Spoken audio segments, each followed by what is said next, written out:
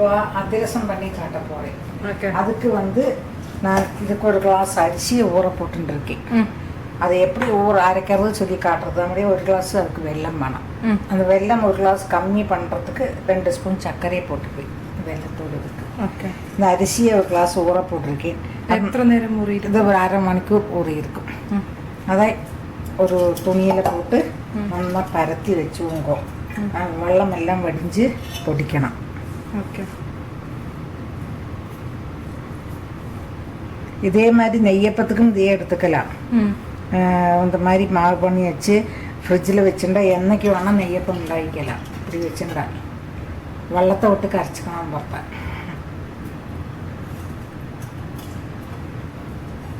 இது அம்மா வலியட்டும், வலிஞ்சு உணர்த்திட்டு நான் காட்டுறேன். എത്ര നേരം ഇരിക്കണം? ഒരു നന്നാ இப்படி വെള്ളമെല്ലാം വലിஞ்சு வரணும். ஆனா அந்த நனவிருக்கணும். நனவிருக்கணும். ரொம்ப ட்ரை ஆகும். ட்ரை ஆகக்கூடாது. அப்போ பார்க்கலாம் எத்தனை நிமிஷம் ஆகுது. அரிசி இந்த மாதிரி வலிஞ்சாச்சு.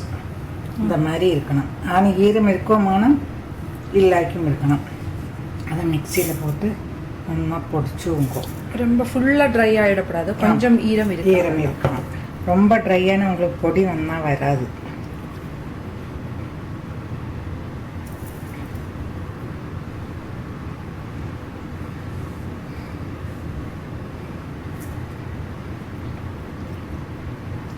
പൊടിച്ചെടുക്കണം. ഒരു വെള്ളപ്പാകം വെച്ചിട്ട് കാട്ടുறேன். ഒരു ടംബ്ലർ വെള്ളം എടുത്തിരിக்கேன். இந்த வெள்ளப்பாக வச்சுட்டு அது உருகிட்டு காட்டுறேன். ஓகே. அரிச்செடுத்து காட்டுறோம். பஞ்சார போடுவாளா? கொஞ்சம். எത്ര ஒரு இதுக்கு ஒரு 3 இதுக்கு நிறைய வர மாதிரி. ஓகே. 2 டேபிள் ஸ்பூன் அரிசியை பொடிச்சு வச்சுருக்கேன். இந்த மாதிரி இருக்கும் மாவு. ചലിച്ചാളാ? നല്ല ഇത് ഞാൻ ചലിക്കലേ നന്നാ ഇത് பண்ணிருக்கேன். நீங்கள் கொஞ்சம் நிறைய ഉണ്ടാக ചലിച്ചുவோங்க. இது கொஞ்சமாக தானே ഉണ്ടാக்கிறேன். அதை ചലിச்சு നന്നാ இந்த மாதிரி நன்னா பொடியை மாதிரி அரைச்சுருக்கேன். இப்போ வெள்ளைப்பாகு அரிச்சு வச்சுருக்கேன். அது வெள்ளைப்பாகு ஆகுது. அது நல்ல தக்காளி பாகம். நீங்கள் ஒரு பாத்திரத்தில் வெள்ளத்தில் விட்டு பார்த்துக்கணும். இது கொஞ்சம் கூடி ஆகணும்.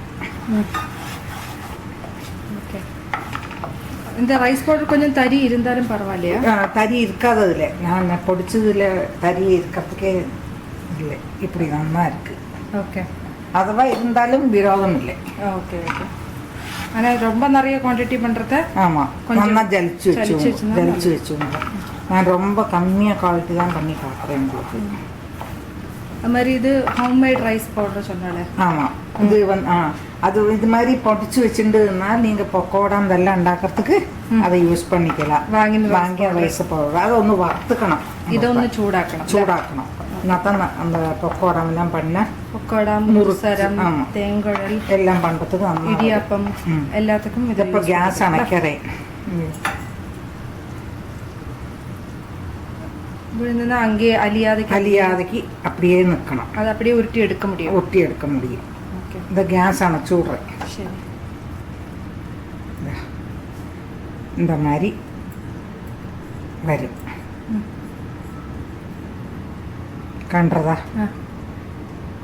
இந்த மாதிரி நல்ல தக்காளி பாகில் நல்லா இப்படி உருண்டு வந்து விடும் வெல்லம். அப்போ தான் நம்ம அதில் போடலாம். கேஸ் அணைச்சாச்சு.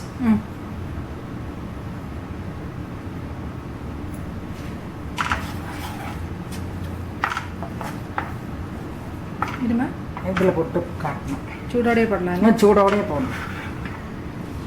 இப்போ நான் இந்த பாகை இதில் விடுறேன்.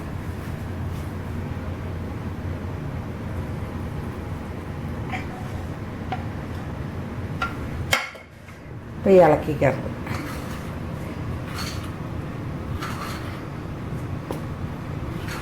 கரெக்டாக அந்த வெல்லம் வச்சு அந்த பாகு இப்படி ஆச்சுன்னா கரெக்டாக வந்துவிடும் உங்களுக்கு. இந்த மாதிரி வரும். இது போக போக உங்களுக்கு இன்னும் கட்டி ஆகிடும். இது 2 நாளைக்கு ஒரு நாளைக்கு நம்ம வெளியில் வச்சு வைக்கணும், ஃப்ரிட்ஜில் வைக்காதுங்கோ. എന്നിട്ട് പുളിക്ക வைக்கணும். എന്നിട്ട് அதில் கொஞ்சம் நெய் விட்டு இது பண்ணணும். இப்போயே நெய் விட்டாலும் விடலாம், நல்லா இருக்கும்.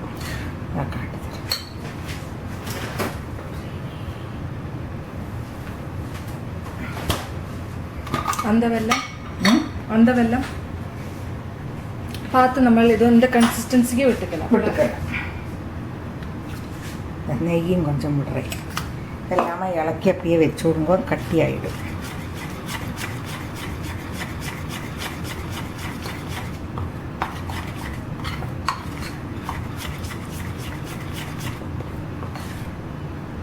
இப்படி இருக்கும். இது நாளைக்கு எப்படி இருக்குன்னு காட்டுறேன். ஓகே, இது வெளியில் வச்சா போதும், வச்சு உள்ள வைக்கண்டா. இதில் வந்து மூடி ஆமாம், இஞ்சியோட அந்த இந்த பொடி போடலாம், சுக்கு பொடி. நாளைக்கு போடுறத காட்டுறேன். இந்த நெய் அதிரசம் பண்ண போகிறேன். அந்த மாவு பிசைஞ்சு காட்டினீனே, அது ஒரு நாள் கழிஞ்சு ரெண்டாமത്തെ நாளைக்கு பண்ண போகிறேன். அது இந்த மாதிரி வெளியிலே தான் இருந்ததுல, வெளியிலே தான் இருந்தது. இந்த மாதிரி இருக்கும் மாவு. அது லூஸாக இருந்து இப்போ நன்னா அதை வெள்ளம் எல்லாத்தையும் குடிச்சதாயிடுச்சு. இதில் கொஞ்சோண்டு வேணா தயிரோ விட்டா நல்லா இருக்கும். நெய்யும் விட்டு பிசைஞ்சிக்க வேண்டியது. ஓகே, தயிர் எதுக்கு விடணும்? லூஸாகிறதுக்கெல்லாம் கொஞ்சம் அது கசவு கொடுக்கும். அது போடுறது நல்லா புஷ்ஷுன்னு வரும். ஓகே, சாஃப்ட்னஸும் கொடுக்கும்ல.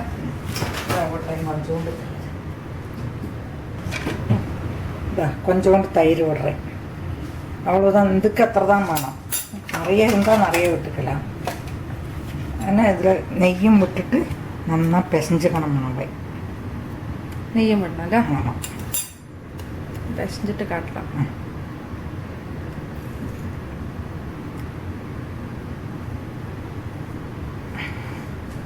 பிசைஞ்சிட்டு இந்த மாவை நல்லா அப்படி பிசைஞ்சு விடுங்கோ. நல்லா பிசைஞ்சாச்சு. എന്നിട്ട് അതിൻ്റെ ഒരു உங்களுக்கு എത്ര പൈസ വേണം അത്ര എടുത്തു വിടുങ്ങോ. നന്നാ ഉടുത്തിൻ്റെ നെയ്യ് വിട്ട് വെച്ച് വിടുങ്ങോ ഒരു കിണ്ണത്തിൽ. എന്നിട്ട് நெய்யை தொட்டுண்டு இந்த பேப்பரில் நெய்யை தடவிங்கோ. Plastic paper. ஆமாம், பிளாஸ்டிக் பேப்பர். இலை இருந்தால் இலை. இதில் மேலே இலையும் கொஞ்சம் எண்ணெயை நெய்யை தடவிண்டுட்டு ஒரு டவராவோ சர்ப்ரைஸாக இருக்கிற ஒரு பாத்திரத்தை எடுத்து நல்லா போய் அமுத்திங்க. ரொம்ப அமுத்தாதுங்கோ, பாகமாக. கொஞ்சம் திக்னஸ் வேணும். திக்னஸ் வேணும். எந்த அளவுக்குன்னு பார்க்கலாம். இந்த அளவுக்கு இருக்கணும். ஓகே, அது எண்ணெய் காஞ்சாச்சு. எண்ணெய் வச்சுருக்கோம், அதில் போடுறேன்.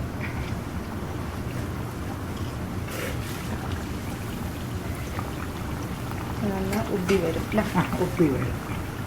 இப்போ சிம்மில் இருக்கா? கொஞ்சம் இப்போ பெருசில் இருக்குது. இப்போ ஸ்லிம் ஆக்கினி. ஓகே, முள்ள வேகனமே அது. ரொம்ப அதை டிஸ்டர்ப் பண்ணக்கூடாது. பலர்ந்து போயிடும். ஆமாம்.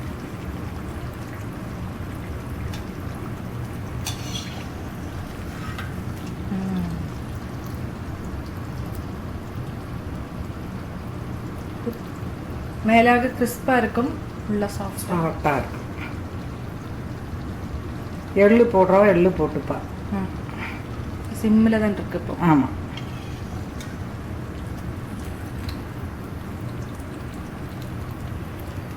இப்போ நம்ம ஏதாவது சாதனத்தை எடுத்து அமுக்கி எடுக்கணும். ஸ்பூனும் ஏதாவது சாதனத்தை வச்சுட்டு அதனுடைய எக்ஸஸாக இருக்கிற எண்ணெய் எல்லாம் எடுத்து வைக்கணும். அதுக்கு இந்த மாதிரி ஒரு சட்டுக்கமோ எதாவது உங்களுக்கு எப்படி வசதியாக இருக்கோ அதில் அதே மாதிரி வச்சுட்டு நம்ம இப்படி அமுக்கினா இருக்கிற எண்ணெய் எல்லாம் விழும். இப்படி ஆகும்.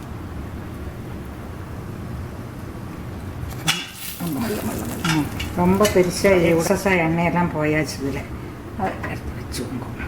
இப்படி எல்லாத்தையும் சுட்டு சுட்டு எடுத்துவோங்க. Okay, super. இந்த மாதிரி அமுக்கி பண்ணுறதுனால ஏகദേശம் ஒரே பால் ஒரே சைஸாக உங்களுக்கு கிடைக்கும். ஆமாம், ஒரே சைஸாக கிடைக்கும். இதே மாதிரி எல்லாத்தையும் போட்டு